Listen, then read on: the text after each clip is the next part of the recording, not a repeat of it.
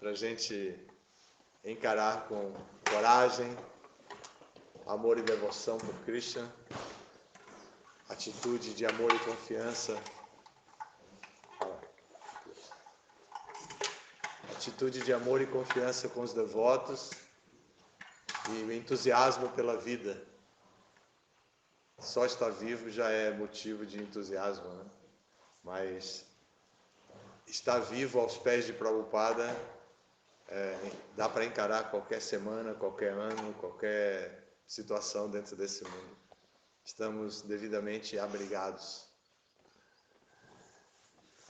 Então, dia de segunda-feira aqui na Ecovila Vrajadama, nós lemos o Chaitanya Charitamrita e estamos seguindo a sequência, estamos no Adi Lila, capítulo 6. Capítulo 6, o título do capítulo é As Glórias de Sri Advaita Acharya.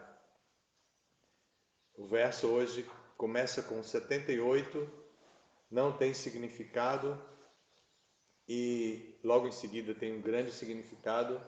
Vamos ver se a gente vai ler vários versos ou se vai parar no segundo verso. Como esse primeiro é 78, então o significado é do 79. Se preparou para cantar, não foi mais lá, trouxe cartas e tudo, mas eu estava em outra viagem. Uma viagem de falar. Obrigado, Baladev. Então, dando início ao verso 78 do capítulo 6 do Adi Lila do Chaitanya Charitamrita. Ontem um visitante perguntou o nome de alguns devotos que estavam numa rodinha ali e quando chegou no nome do Chaitanya, Chaitanya disse, significa força viva.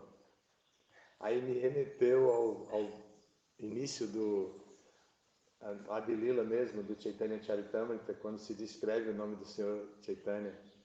E eu viajei, o visitante estava ali, eu fiquei viajando, né, no Chaitanya Charitamrita, no nome do Senhor Chaitanya. Que nome, hein? A força viva. Imagine, a força viva presente a Suprema Personalidade de Deus, trazendo a sua própria existência para o convívio como um Bhakta em plena era de Kali. E nós também, possuidores da mesma força viva dentro do nosso coração e fazendo esse corpo funcionar de acordo com a nossa deliberação. Imagine, podemos fazer com esse corpo o que nós quisermos. Imagine, inclusive yoga, inclusive bhakti. É uma maravilha, né? Viver é uma maravilha e essa força viva para viver é uma maravilha mesmo. Então vamos falar do Senhor Chaitanya, porém o capítulo descreve os associados dele. E aqui um associado muito especial que é Advaita Acharya. Advaita Acharya é mais velho, mais idoso. E a idade dentro dos círculos de sabedoria, de conhecimento, de saberes populares, a idade representa um título de autoridade. Então, Advaita Acharya é visto como mestre. E ele estava aqui se explicando, dizendo, embora Chaitanya me veja como mestre, na verdade, eu sou o discípulo. Eu sou o seguidor dele.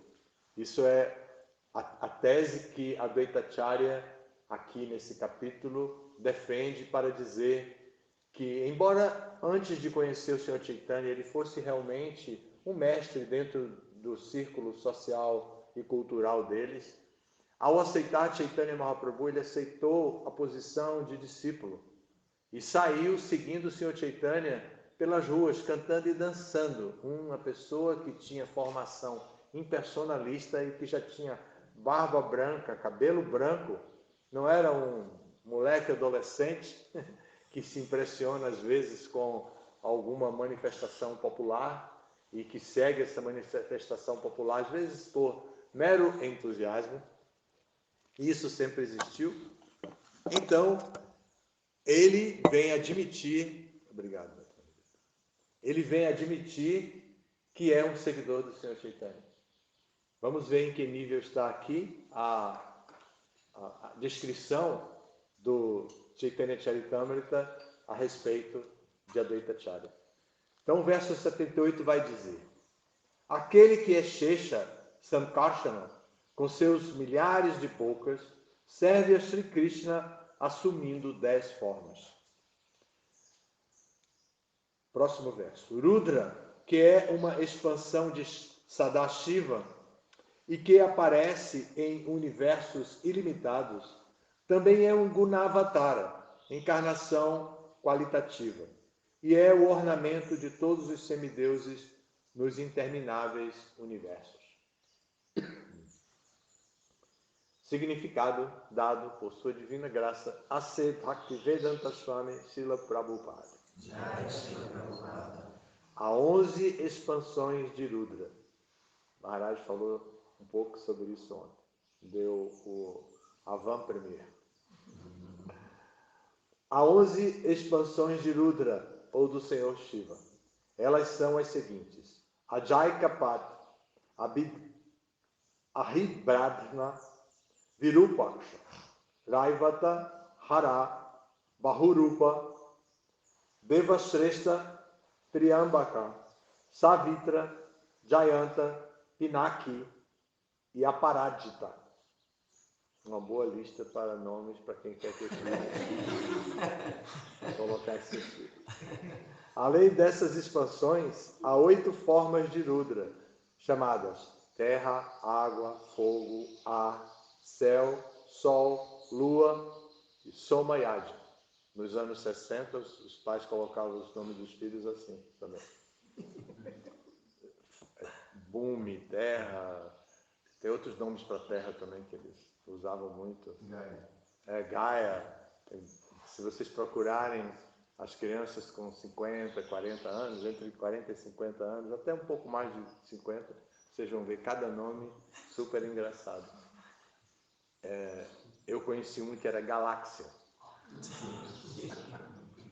Galáxia. De um modo geral, todos esses Rudras têm 5 faces. Agora o assunto aqui é técnico, é interessante, é próprio, né? Vai falar da característica Panchamukha de Shiva. Então, de um modo geral, todos esses Rudras têm 5 faces, 3 olhos e 10 braços. Às vezes vemos que Rudra é comparado a Brahma e é considerado uma entidade viva. Porém, ao explicar-se o Rudra como sendo uma expansão parcial da Suprema Personalidade de Deus, ele é comparado a Shesha. Portanto, o Senhor Shiva é simultaneamente uma expansão do Senhor Vishnu e, em sua posição de aniquilador da criação, uma das entidades vivas. Como uma expansão do Senhor Vishnu, ele chama-se Hara e é transcendental às qualidades materiais. Mas quando está em contato com Tamoguna, parece contaminado pelos modos materiais da natureza. Explica-se isto no Srimad Bhagavatam e no Brahma Samhita. No Srimad Bhagavatam, 10º canto, afirma-se que o Senhor Rudra está sempre associado à natureza material quando ela está na fase neutra e imanifesta. Porém, ao se agitarem os modos da natureza material, ele se associa com a natureza material à distância. No Brahma Samhita, compara-se a relação entre Vishnu e o Senhor Shiva com a do leite e do iogurte. O leite é convertido em iogurte adicionando-se-lhe determinados aditivos, mas, embora o leite e o iogurte tenham os mesmos ingredientes, eles têm diferentes funções. Analogamente, o Senhor Shiva é uma expansão do Senhor Vishnu.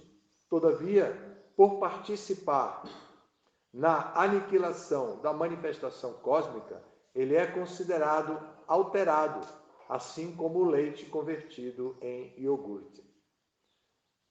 Nos Puranas, encontra-se que Durga aparece às vezes das cabeças de Brahma e às vezes das cabeças de Vishnu.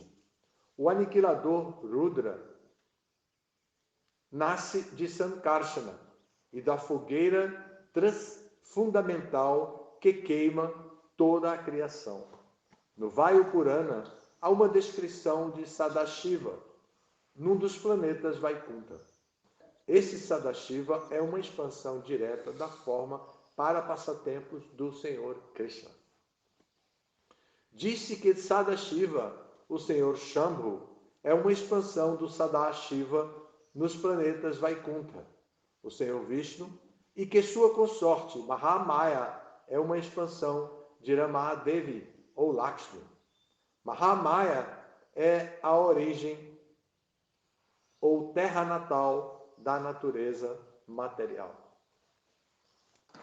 Assuntos muito técnicos, nem me sinto inteiramente à vontade para falar sobre isso agora, porque são muito técnicos e tem muito tempo que eu não lido com esses temas assim, então nem estou tão preparado para dar uma aula no sentido técnico. Mas aqui nós estamos vendo duas coisas. Primeiro, o autor explicando de maneira formal as glórias de Advaita Acharya, mostrando a relação dele com o mundo espiritual e a criação espiritual, né? A existência espiritual conforme a origem de tudo na Suprema Personalidade de Deus. Então, essa é a base da descrição aqui. Vamos então para o próximo verso para ver se alivia um pouco o peso técnico e a gente pode falar um pouco assim, porque para falar sobre todos esses detalhes, no meu caso, especialmente, eu precisaria ter lido o capítulo, ter lido o contexto, ter estudado um pouco mais para poder falar agora. Então vamos para o verso 80. Ele também deseja apenas servir ao Senhor Krishna. Sri Sadashiva sempre diz: sou um servo do Senhor Krishna. Embriagado de amor estático por Krishna, em arrebatamento, ele incessantemente dança sem roupa e canta sobre as qualidades e passatempos do Senhor Krishna. Todas as emoções, sejam elas de pai, de mãe, de mestre ou de amigo, são plenas de sentimentos de servidão. Esta é a natureza do amor por Krishna. Aqui tem um ponto interessante que a gente pode agora observar para melhorar a nossa cultura sobre a ciência das raças. Então aqui as raças são abordadas com o termo emoções. Todas as emoções, ou todas as raças, sejam elas de pai, Vatsalya raça, e de mãe, sejam elas de mestre, de senhor também da mesma maneira, ou de amigo, Sakya raça, são plenas de sentimentos de servidão, Dasya raça. Então, a raça básica de todas as outras relações com Krishna é sempre Dasya raça. Não é neutralidade, Shantarasa, nem é também Madhurya raça, a raça conjugal. Então, é Dasya raça. Dasya raça é a base para todas as outras raças. Todas as raças têm a atitude de servidão para com Krishna. E isso é o que está sendo descrito aqui, é um verso, não tem significado, é o verso 82, não tem significado, mas é para a gente estudar. E eu fiz questão de trazer para vocês a lembrança do que esse assunto se trata de Rasa Tattva, a filosofia a respeito de raça. Continuando, o Senhor Krishna, o único mestre e o Senhor do universo, é digno de ser servido por todos. Na verdade, todos são apenas servos dos seus servos. Este mesmo Senhor Krishna desceu como o Senhor Chaitanya, a suprema personalidade de Deus. Portanto, todos são seus servos. Todos são servos do Senhor Chaitanya. 85. Embora alguns o aceitem e outros não, todos são seus servos, Contudo, aquele que não o aceitar está arruinado por suas atividades pecaminosas. Isso também é tema do Bhagavad Gita. Krishna diz para Arjuna, eu já lhe expliquei tudo, isso já no 18º capítulo. Eu já lhe expliquei tudo que podia ter explicado. Você deve seguir o seu dever. Se você seguir tudo que eu disse, vai ter um resultado. E se você não seguir, vai ficar arruinado.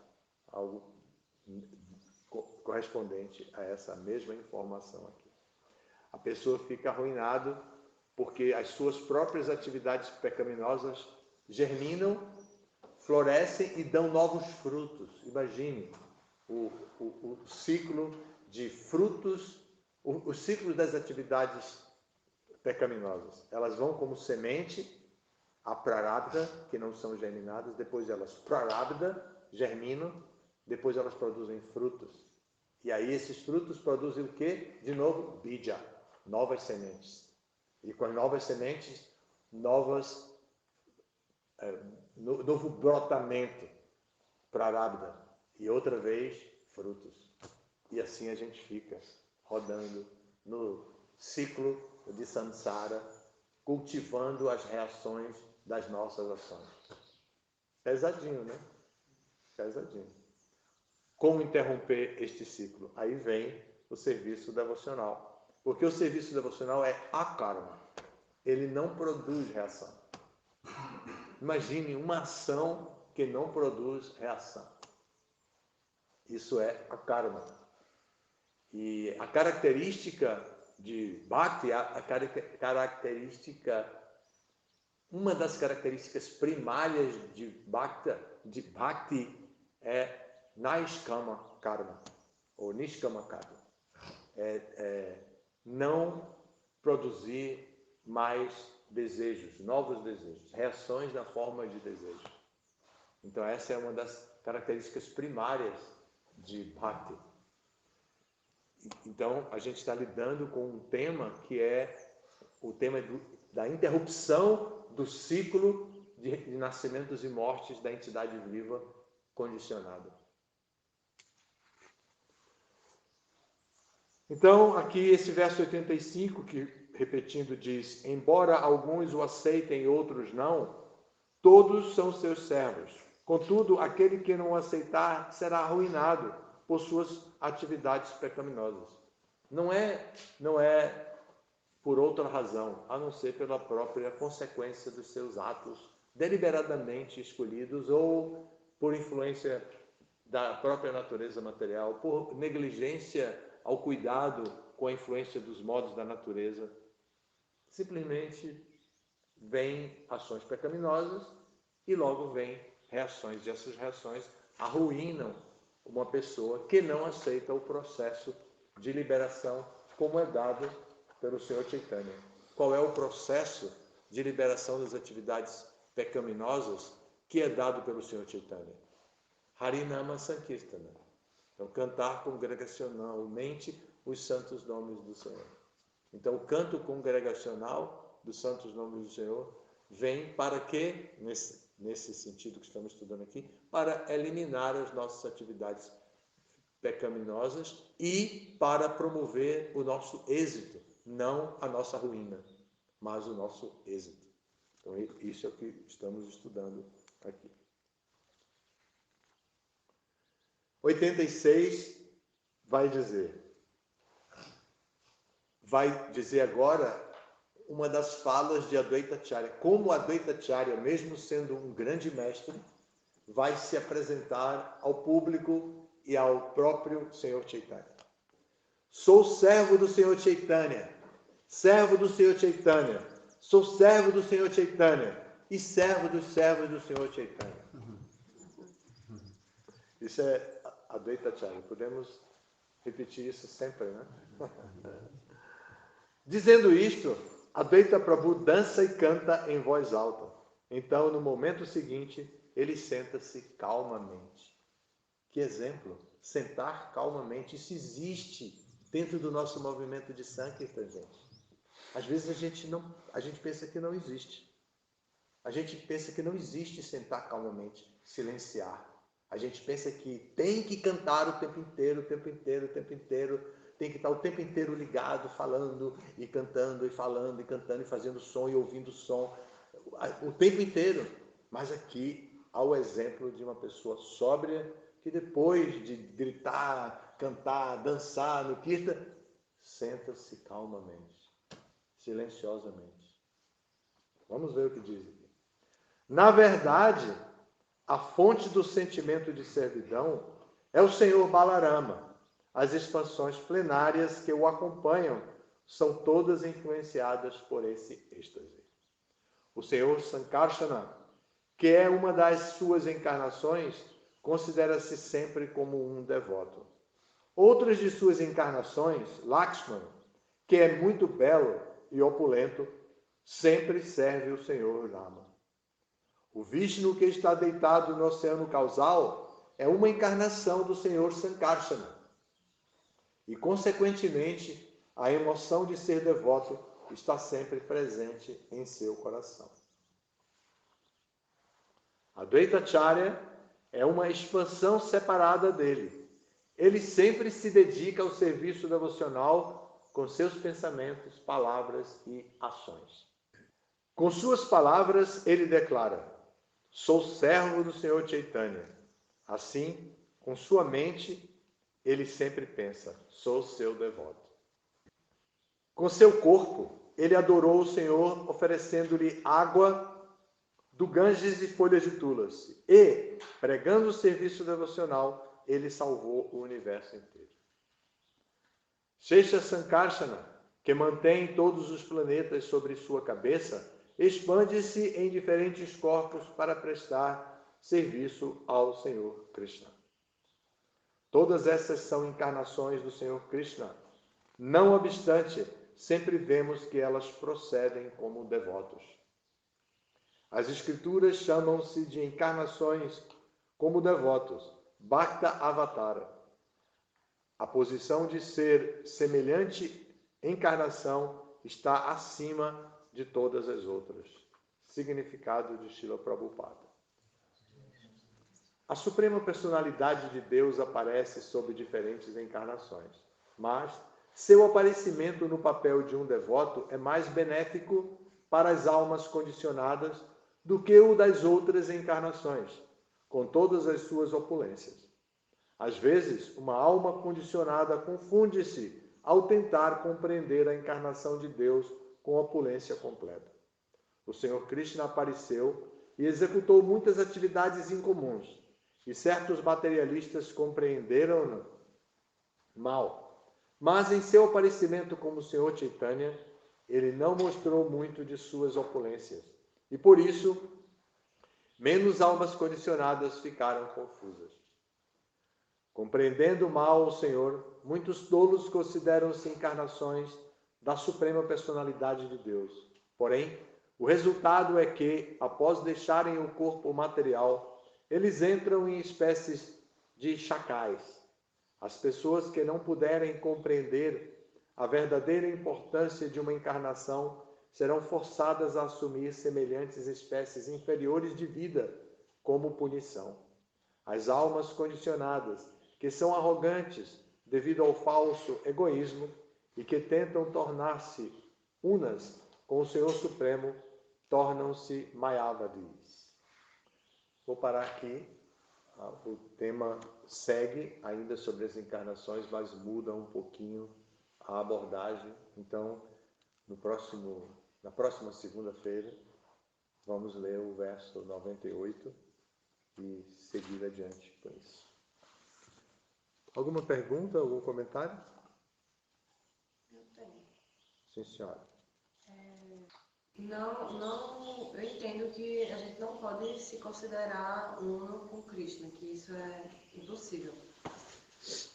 Mas, ao mesmo tempo, a gente é parte integrante dele. Uhum. E aí? Muito interessante. Então somos Cristo. Podemos ser Cristo. Sim. Então, nós podemos nos tornar unos com Cristo. Você começou por uma premissa imperfeita, entendeu? Nós podemos. Tornar-se uno com Krishna é parte do desenvolvimento espiritual da alma em busca de autorrealização. Ela sai da Babilônia, do desfrute dos sentidos, para uma vida regulada que está prevista em Karma Kanda. Ela sai dessa loucura do mundo dos prazeres para o mundo de uma vida regulada. E ela começa a reconhecer autoridades. Ela reconhece as autoridades das escrituras que dirigem a vida das pessoas. Karma Kandas. As escrituras Karma Kandas são as mais vastas dentro da literatura védica. E elas abordam todas as áreas do conhecimento. Então a pessoa vai aprender a não viver na Babilônia em benefício da sua própria saúde.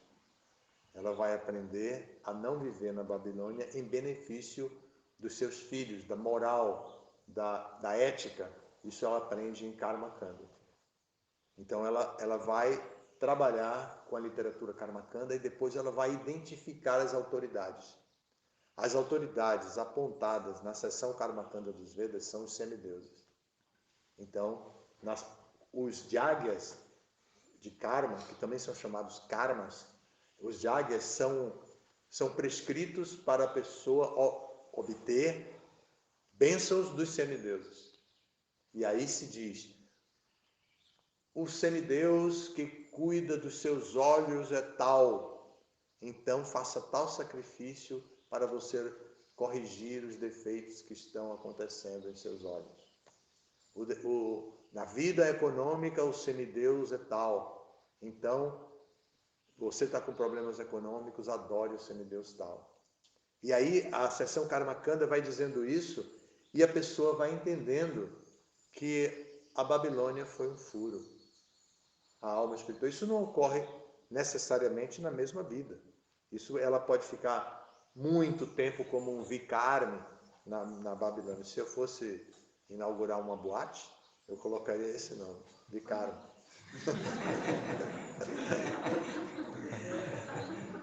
Mas eu não vou não, tá? Tem uma, eu acho que é em Manaus, tem uma que é, não sei, esqueci direito agora, é um nome de um inferno védico. Tem umas famosas chamadas Excalibur, né? Uma coisa.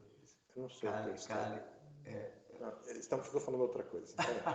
Então, essa boate, eu não sei se é em Manaus, mas tem uma boate com o nome de um inferno. E esse nome, Vititra me mostrou, super assim, olha só aqui o que está acontecendo, estão usando os nomes agora. Mas o conhecimento védico é um conhecimento aplicável em todas as áreas. Então, a pessoa vai identificar tudo isso, né? Então, na fase de vikarmi para a fase de karmi, ele faz uma evolução. E depois ele aprende que adorar os semideuses é apenas uma relação de subsistência, de troca, de melhorar a qualidade de vida e tal. Mas para a autorrealização, ele tem que se identificar como parte integrante de Deus e então viver a sua experiência como Deus, como a verdade absoluta. Então ele faz o exercício buscando a união com a pessoa suprema. Então, ele, como parte integrante, ele tem as mesmas qualidades. Então, ele vai buscar, ao invés de buscar o prazer pecaminoso de vikarma ou o prazer regulado de karma, ele agora vai buscar Ananda, Brahmananda, o prazer de estar unido com Deus, com a verdade absoluta. Esse Brahmananda é a expressão máxima de prazer dentro do mundo. A ausência completa de percepção de dualidade. Isso é Brahmananda. ausência completa de percepção de dualidade. A pessoa unifica a sua consciência com o Brahman e se liberta completamente da influência da natureza material, dos três modos da natureza material, de tudo que é dualidade que está dentro desse mundo material. E ela fica realmente numa boa. Então, ele pode se unir. Porém, não é sustentável, para usar a palavra-chave da nossa compreensão. Não é sustentável. Por quê? Porque a alma, de acordo com Krishna no Bhagavad Gita, a alma é sempre ativa. Então, ela está ali inativa por uma aura sobre ela, uma cápsula que a isola de toda a criação material. E ela está vivendo uma experiência, mas ela está encapsulada por uma energia muito poderosa devido às austeridades feitas pela pessoa para chegar àquele ponto. Então, as austeridades se condensam em torno dela, forma uma cápsula e ela não tem contato com nada mais a não ser com a Ananda da verdade absoluta. Então, mas esse Ananda é a ausência de toda dualidade, a ausência do sofrimento e a ausência do prazer dos sentidos. Mas é um prazer intenso, muito intenso. Um barato muito especial. Então ela fica assim intoxicada por muito tempo, mas um dia passa o efeito. E quando passa o efeito, ela volta a desejar e ela precisa de contato com a natureza material outra vez, porque é na natureza material que ela vai lidar com os elementos e criar a felicidade de acordo com a sua concepção, que ela já resgatou a sua concepção como alma individual, embora parte integrante, ela mantém uma individualidade.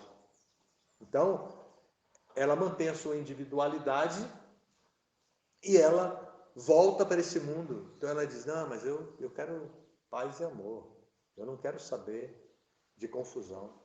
Eu vou cuidar dos animais, eu vou vou fazer um hospital para criancinhas pobres, vou fazer um orfanato especial, que as crianças fazem turismo nos lares de outras famílias, depois voltam. Eu vou cuidar dos idosos, vou fazer um hospital para acabar com a doença, vou bancar com dinheiro, porque ela vai nascer rica, né? Evidentemente. Então, eu vou bancar uma pesquisa sobre a cura do câncer e eu vou distribuir o meu salário com diferentes instituições religiosas. E ela também vem extremamente inteligente, não é um bobão, né? Quando ela volta dessa experiência do Brahman, ela volta assim, na bondade, sóbria, silenciosa, profunda, olhar profundo, e não é de uma emoção externa, assim instantânea, tipo Polaroid, né? Daquela fotografia Polaroid. Você conhece da história da fotografia. Não, ela não volta assim, instantânea. Ela volta com profundidade. Isso é quem chega de lá, do Brahman impessoal, do Brahmajyoti. Então aí ela vive essa experiência e pode viver por vidas e vidas. E pode ir até se degradando, se contaminando com a dualidade. E pode ficar apegada, e pode ficar irritada, e pode ficar zangada, e pode brigar, e pode maltratar, e pode ofender, e pode criar novos karmas. É duro o processo de libertação total e completa. É muito duro. Aí ela tem a chance, evidentemente, de conhecer um pouco da sabedoria espiritual. E ela entra em contato, se atrai como assim, com a sua bagagem impersonalista, ela se atrai e se rende. É o caso de quem? De Advaita Acharya. Advaita Acharya representa esse tipo de gente que estava no impersonalismo. e que se voltou para o Senhor Chaitanya, e ele é aquele que diz: eu sou um servo do Senhor Chaitanya, eu sou um servo do Senhor Chaitanya. O que ele fala, né? Foi dito que ele fala isso. No fim ele diz: eu sou um servo dos seus servos. Animou! É isso. Por isso que a gente é tão barulhento, né? Porque até a Advaitacharya, um velhinho, faz um barulho desse. Por isso que a gente é tão barulhento, que é sempre gritar: Prabhupada! Prabhupada! Né? No coro, assim, é legal quando o Kirtan está pesado, autêntico, e sai um Chaitanya, Nityananda, Gauranga. Aí é bem bacana, né? Quando cai na rotina, é meio... Mas quando é êxtase coletivo, assim, é bem bacana ouvir um som assim extra. Porque, em geral, o Kirtan é Shravana Kirtana. Né? O Kirtan, como liturgia, ele trabalha com Shravana e Kirtana, ouvir e cantar, ouvir e cantar. O único Kirtan que não é Shravana Kirtana é o Govinda, porque tem já o canto para a gente só ouvir e se aprofundar. Todos os outros são Shravana Kirtana. Só o Govinda é para você ouvir e não precisa ficar repetindo, porque já foi feito um Kirtan, foi gravado e é lançado ao som, tudo pronto, todos os instrumentos, o coro, o Shravana Kirtan já está pronto, aí agora você é Smarana, aí você entra para ouvir, lembrar, compreender, é hora de pensar no significado, né? Adipurusham, ele é o Govinda, e aqui é muito bacana porque é o próprio Govinda, né? É o próprio Govinda que está ali. Aí a gente entra nessa. É isso aí. Então, a resposta é que da premissa de que a gente não consegue, a gente consegue. Se a gente tentar, a gente consegue. É mais difícil a realização impersonalista para produzir o efeito do Brahma Jyoti é muito mais difícil. Mas se consegue. Mas não é um processo indicado, assim, né? Não é indicado pelo Senhor Chaitanya, mas é indicado por outras linhas impersonalistas e tudo. Para essa era... Na nossa linha, não é o objetivo se fundir. Não. É servir. É servir. Servir no nível pessoal. Padaseva. Servir a quem tem um pezinho. Prabhupada falando que, no nosso caso, a união é união de interesse, não união. Obrigado, Maharaj, é mesmo. União de interesse. Não é a união fundamental, constitucional, mas é a união de interesse. Seja pela nossa vontade, né? Sim. Uma pergunta... Do Krishna. A pergunta é a seguinte: por que nós lhe amamos tanto? Porque não sou impersonalista. Maharaj, eu tenho uma pergunta bem rapidinho. Paloma.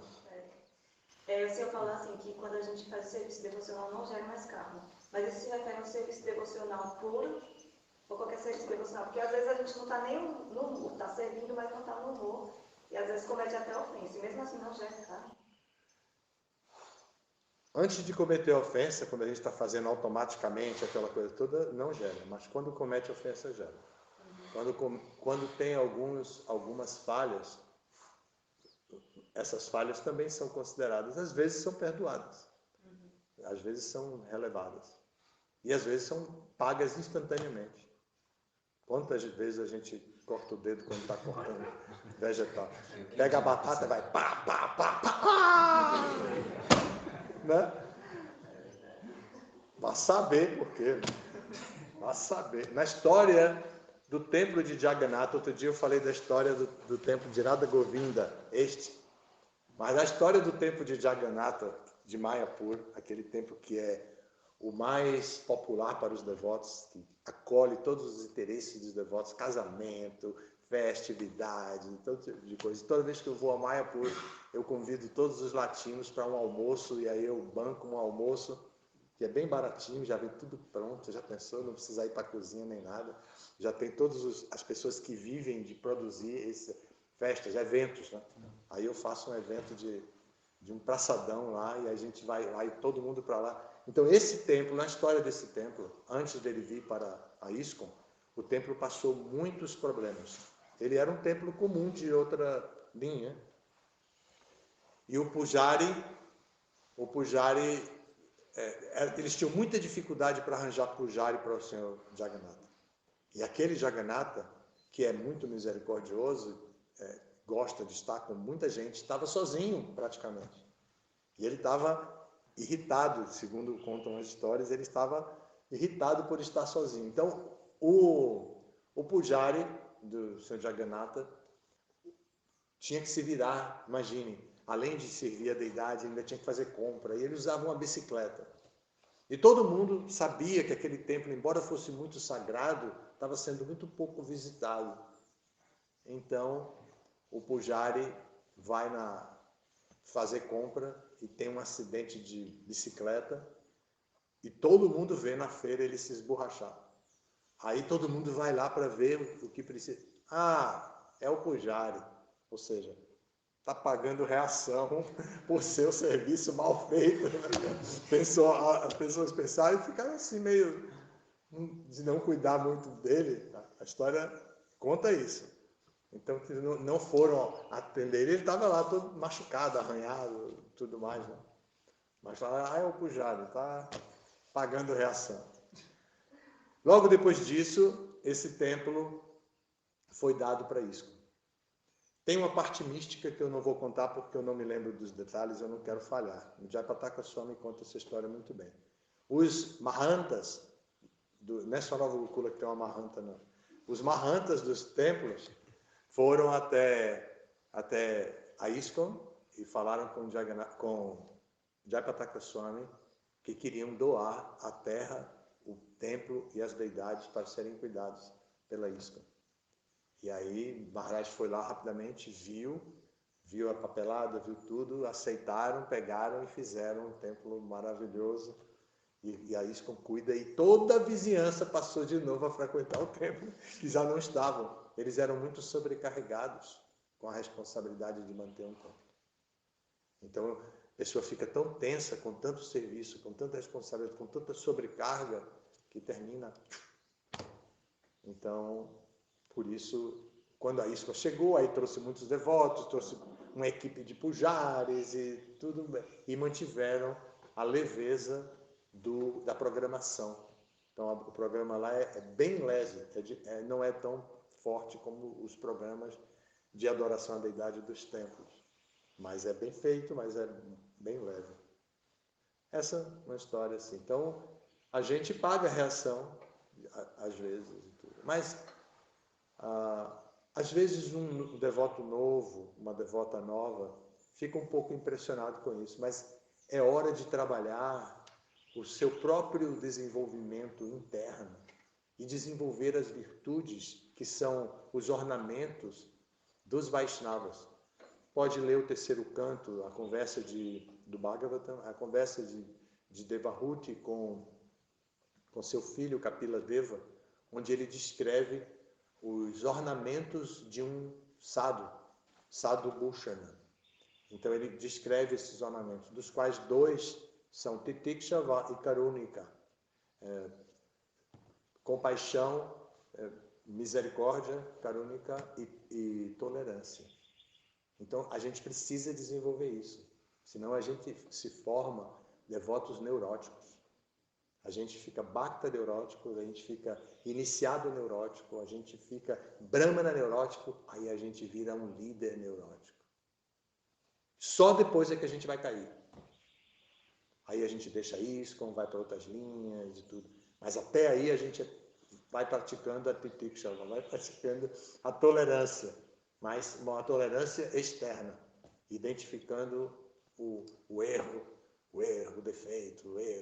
Aí a gente cria uma personalidade Vaishnava neurótica. É muito importante estudar as neuroses. Agora nós temos uma psicóloga de plantão em Vrajadama, né? Para poder nos ajudar a identificar neuroses, até psicoses, mas neuroses principalmente porque não são patologias, mas são manias, são traços da personalidade antes de se tornarem patologia. Então a gente precisa identificar isso mesmo. Só uma contribuição, Maharaj. Vishwanath Chakravarti ele comenta que seva parada, para quem canta os santos nomes purificam, né? Mas se a pessoa continua cometendo seva parada, aí se torna agora não a parada. Então aí isso é prejudicial, bastante prejudicial. Mas essas aparadas que a gente comete às vezes com as deidades, às vezes com serviço e tudo, quando a gente canta, o cantar purifica. Mas se a gente mantém, aí se torna não a parada. Está vendo? Maharaj descreveu agora o conceito de neurose. Fazer repetidamente a mesma coisa. Então você faz neuroticamente a mesma coisa. A gente não percebe. É como Alzheimer. Nenhum paciente de Alzheimer sabe que tem Alzheimer. Quando a gente vai a um médico dos idosos, geriatra, quando a gente vai a um geriatra, ele diz assim, a gente diz, olha, tenho esquecido tudo, eu troco os nomes, eu faço não sei o quê, não sei, talvez seja uma demência. Ele diz, bom, Alzheimer não é, porque se você identifica que esquece, então não é Alzheimer. Quando você esquece, mas não identifica que esquece, aí sim pode ser Alzheimer. A pessoa pensa que está certa. Estou falando aqui com Pedro. E por que você está vestido de sari, Pedro? Assim, aí é Alzheimer. Mas quando você... desculpa, eu me chamei de Pedro porque eu estava preocupado, mas eu entendo que você fecha a cara. Aí não é Alzheimer. Então, por isso, o paciente de Alzheimer precisa de ajuda de cuidadores que possam ajudá-lo. Nem toda pessoa senil precisa de cuidadores para entrar na sua intimidade mesmo.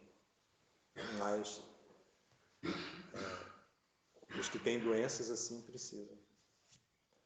Não sei se eu falei uma besteira muito grande, mas foi o que eu estudei e que eu aprendi. Você queria comentar ou perguntar? O Gurudev fala-se muito da importância da tolerância, da compaixão, mas na medida em que nos tornamos líderes, também é ensinado que se a gente permite ou ignora ou é complacente com falhas daqueles que estão sob nossa responsabilidade, o karma também é nosso e que a gente tem que cuidar, tem que combater esses pequenos erros, tem que não é bem combater, mas tem que ajustar isso para que de forma fique da maneira como deve ser. Afora a nossa própria intenção, existe alguma outra maneira da gente medir quando utilizar a tolerância com alguma falha ou quando ser mais incisivo para corrigir essas falhas? Muito boa pergunta. Esse é um grande desafio para todos nós e que somos líderes, porque todos somos líderes na cozinha, líderes de uma pequena equipe, até para fazer guirlanda. Qualquer atividade nós sempre vamos exercer a liderança, por isso precisamos identificar os liderados como indivíduos, que as suas necessidades e desenvolver com eles a linguagem não violenta, o acolhimento, tudo isso com os liderados, porque somos sempre líderes, né?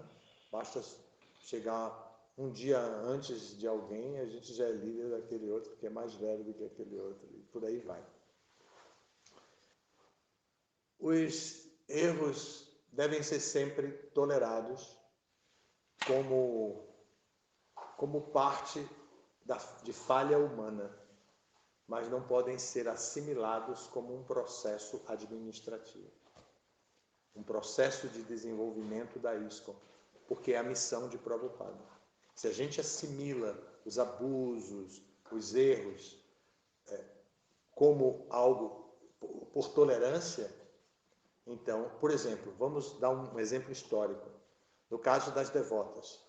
As devotas toleraram muitas coisas, porque o movimento estava imaturo, foi crescendo e tudo, elas toleraram. Aí, toleraram até que um ponto que elas resolveram se organizar falar com alguns líderes homens que tinham mais acesso, conversar entre si, tomar uma atitude entre elas próprias, para ver se poderiam corrigir ou se aquilo era... Como eles entendiam aquilo? Será que elas estavam entendendo errado? Porque Prabhupada funcionou assim, agiu assim.